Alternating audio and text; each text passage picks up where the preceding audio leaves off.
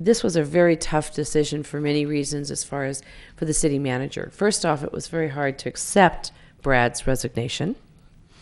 We weren't going to, but he insisted. And then the decision on how to handle it.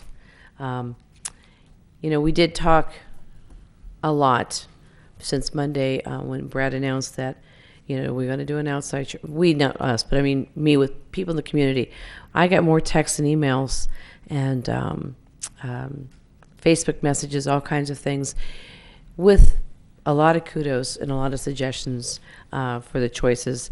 And it seemed to be the most widely is, actually I had very few, very, very few that wanted us to go and do a seek outside of the city, to pay a company when we have a succession here. That's one thing Corona has prided ourselves on, is that every department and every management position has a succession plan. That's true of any business. Any successful business better have a succession, because sometimes someone ends up being an ink spot on the freeway, and if you are, how is that going to go on? And you better have a plan in place. And that's what's great about this organization. When Chief Medina put in his retirement, we already had Chief Duffy in the wing so that he would step up and take over. And that's true with many of the departments. We have a succession plan. And that's what made this so easy, is that with Daryl's qualities and just everything about the difference that we have, and that is with Daryl serving 12 years on council, now 7 years as an employee, that's something that's sought after by other cities. And I have been asked about that, and how is it working, and that really is the best of both worlds. He's educated with a master's degree, former business owner. He's had both ends where he was not even getting a paycheck or money from his business, to the fact that he was making more owning his business than he is working for city government. So he's had all ends. He understands the council. He understands the community. He's grown up here. He's trusted by developers. The list goes on and on. And so in terms of that, it was a good choice with the management team that's in place, that Brad set the foundation. We have one of the best teams ever.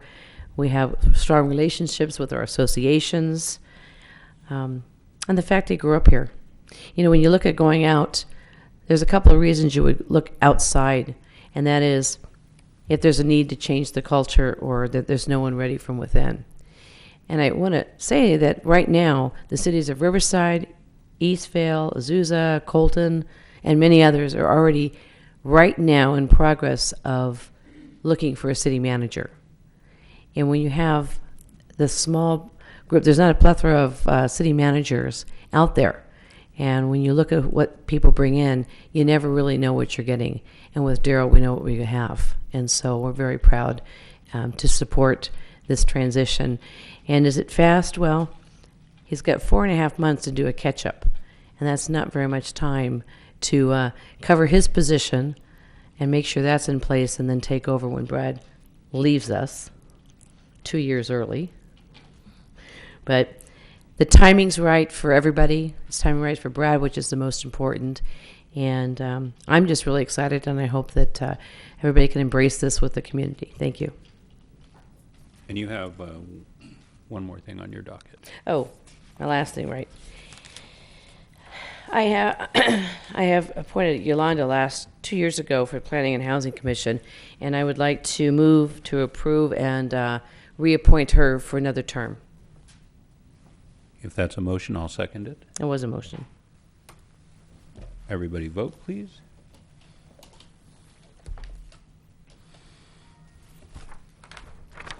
Okay, thank you, and congratulations to Yolanda. Dick. Thank you. Just before the meeting was started, I was talking to one of our firefighters, and I said, why are so many of you guys here tonight? And he said, well, Dad's leaving. And I said, your dad? And he says, yeah. He says, that's what we call him. He says, because we have a big family in the fire department, and the chief is leaving. And it's really nice to see the camaraderie that we have, and quite frankly, in the fire department and in the police and all our other departments as well, of how well everybody works together, not just in public service, but in in the finance and the library and public works, of course. It's just wonderful that we've got a family atmosphere that everybody can depend upon the other guy or girl. December 7th is Sunday. And if you choose, there will be a December 7th remembrance of the attack at Pearl Harbor by the Japanese Imperial Navy. And 8 years ago, when this was first started, they had 12 Pearl Harbor survivors. We're down to 3 because these World War II people are leaving us in droves. So if you'd like to come on out, it'll be at 10 o'clock at the new Norco Veterans Memorial. It's a beautiful, beautiful memorial.